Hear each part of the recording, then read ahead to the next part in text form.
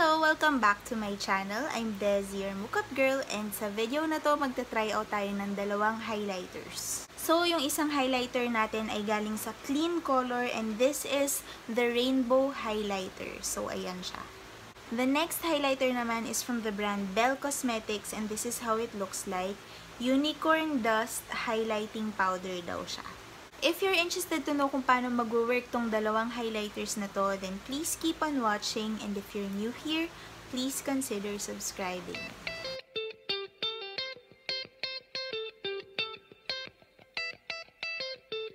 So, ito na nga guys, meron akong dalawang highlighters dito, and these are cheap highlighters. Ito, 130 pesos lang, and this one is 95 pesos only.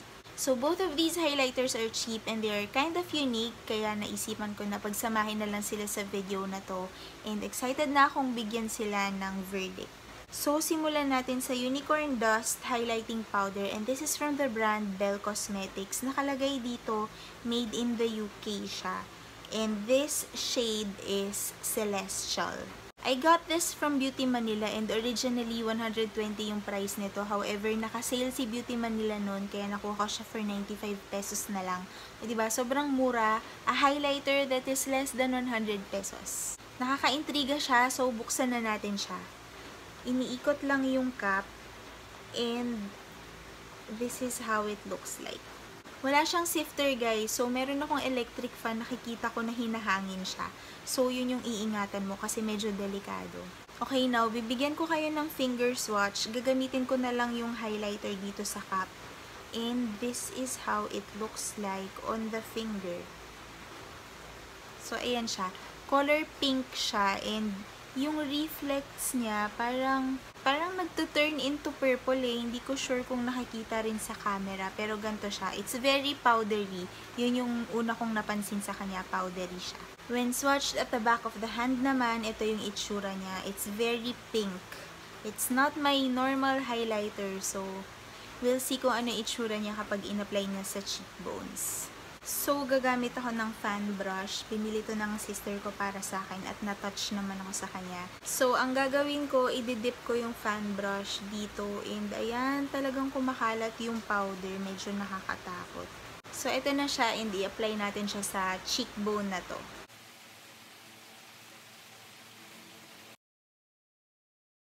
Nakikita nyo na ba?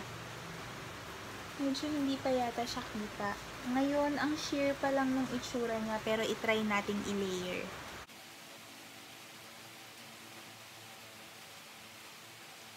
Oo, ayun, nakikita ko na siya. Definitely, hindi mo mapagkakaila. Naka-highlighter ang lola mo.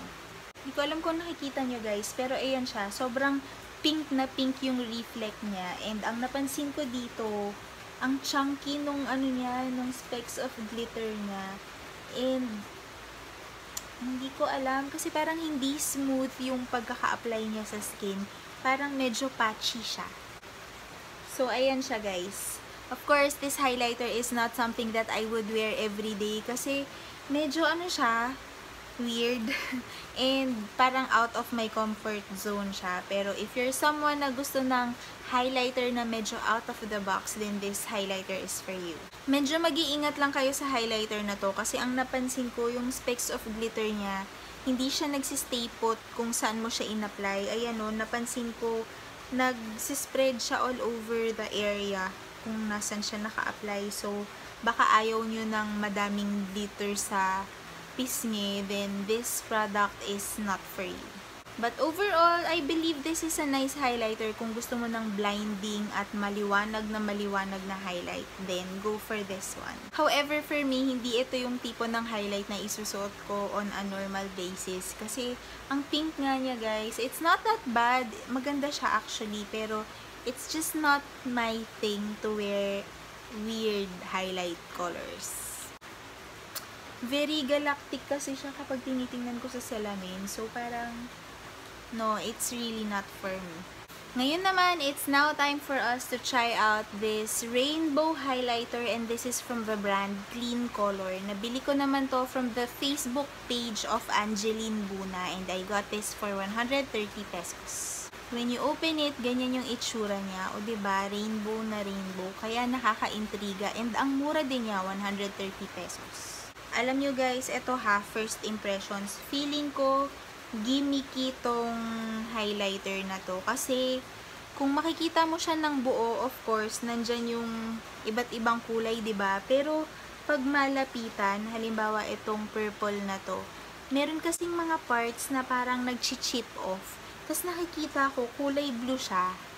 Kulay blue yung ilalim nung purple na to. So, iniisip ko, baka ganun talaga kakapal yung kulay blue. Tapos, pinatungan lang nila ng purple. So, ibig sabihin, hindi talaga madaming kulay dito.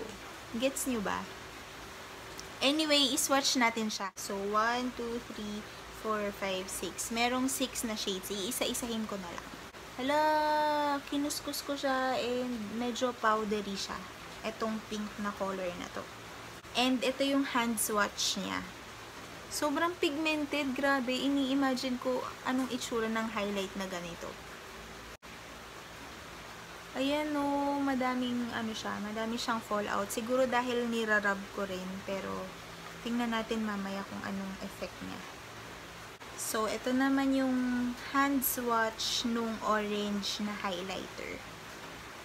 Yung yellow naman, ayan siya. Parang gold siya. Maganda. Ano ba yan? Ang gulo nung swatch ko. Pero ito si green. Parang siyang medyo aqua, blue, green. Merong bang ganun? Pero parang somehow, para siyang kulay blue-green. Yung kulay blue naman, ganito yung hand swatch niya. And lastly, yung purple na shade, ito naman siya. Grabe, sobrang pigmented ng mga to. Ayan, now that I have swatched all the colors in this highlighting powder, masasabi ko na mali pala yung hinuha ko kanina. Masyado akong judgmental. Pero, in fairness naman sa palette na to, tama naman pala. Talagang 6 yung kulay na meron siya. And yung pinaka nakaka-mind-boggling sa lahat, paano ko siya i-apply as highlighter? Ang naisip ko, igaganon ko yung brush ko.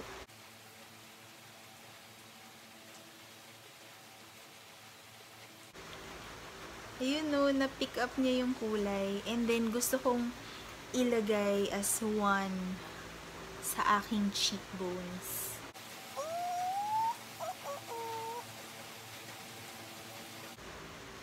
Meron bang nangyari?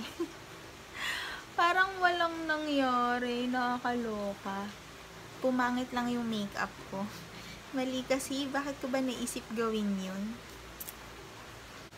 Ayan, yan. Inayos ko lang yung ginawa kong kabulastugan sa mukha ko kanina. And now, this side of my face is ready for the application of the rainbow highlighter. Ayan. Ba't ko kasi naisip gawin yun, diba? Ang syunga ko lang. Anyway, ano bang magandang gawin para ma-apply ko tong rainbow highlighter na to? Should I just swirl my brush? Tama bang gawin yun? Or, tulad nung kanina, igaganon ko na lang ulit. So, 1, 2. Pero ayan no, na pick up niya talaga yung mga kulay dun sa highlighting powder. Kaya nakakaaliw. But anyway, let's try it on this cheek.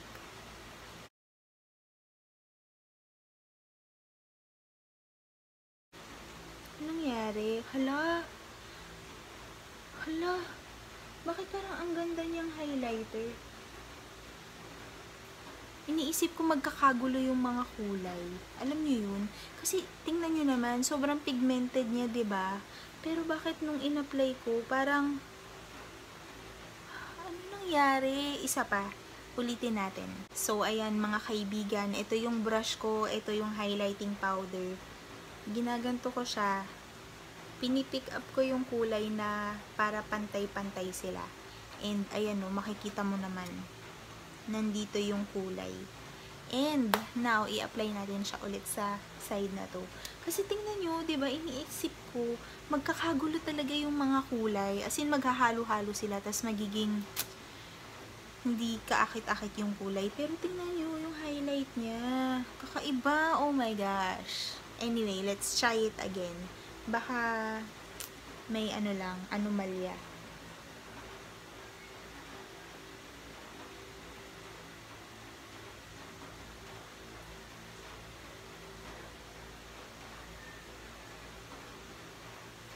So, ayan siya guys. Walang anomalya. Talagang ganun yung itsura niya kapag nagbe-blend dito sa ano, sa cheeks. Oh my gosh! Yung highlight niya, parang ano lang siya, parang basa. And siguro medyo golden yung undertone niya. Pero ayan, ang ganda niya. Oh my gosh, I'm shocked. I'm shocked. Kanina 'di ba puno ng kulay yan. Pero nung in-apply ko, oh my god, ang ganda nung naging effect nung highlighter na to. Oh my gosh. Oh my gosh. First impressions, this highlighter is magic. Oh my gosh. Hindi ko alam kung ano meron siya. Pero ganito yung naging effect niya. Ang weird nitong highlighter na to, guys. Weird siya, pero in a very good way. Nakikita niyo ba? Paulit-ulit ako, 'di ba? Pero, I think I like this better than the other one. Kasi this is full of surprises. Naku-curious ako dito. Iniisip ko, dahil nga sobrang pigmented niya, ayan o, try ko kaya sila as eyeshadows. You wanna try it as eyeshadows? You want to? You want to? Let's go! So, ang gagawin ko, itong blue, ilalagay ko siya dun sa lower lash line.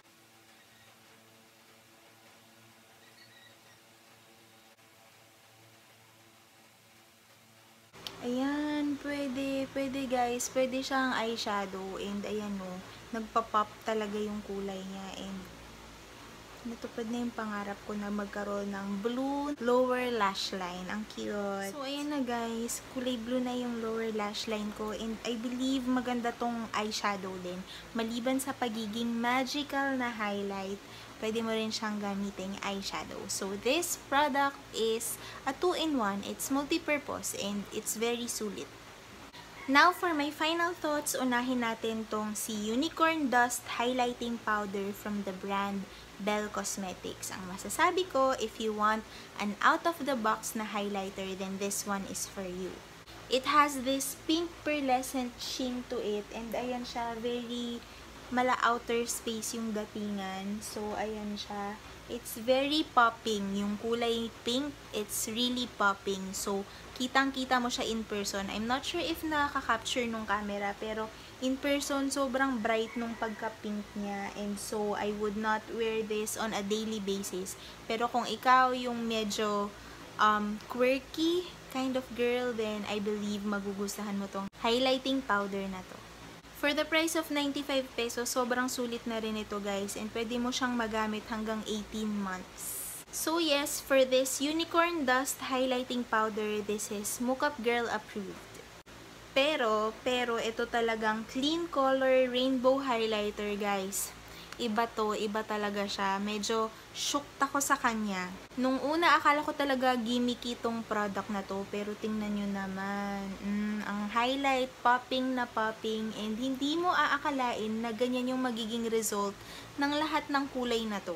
Aside from being a blinding highlighter, pwede mo rin tong gamiting eyeshadow. So, ayan, ginamit ko siya dun sa lower lash line ko. And it works perfectly kasi napaka-pigmented nitong shades na to. Ayan o, makikita nyo sa swatches. So, for the price of 130 pesos, grabe, very sulit to guys. Ako, mahilig ako sa mga products na multi-purpose. So, for 130 pesos, sobrang I recommend that you find this and you get yourself one of this.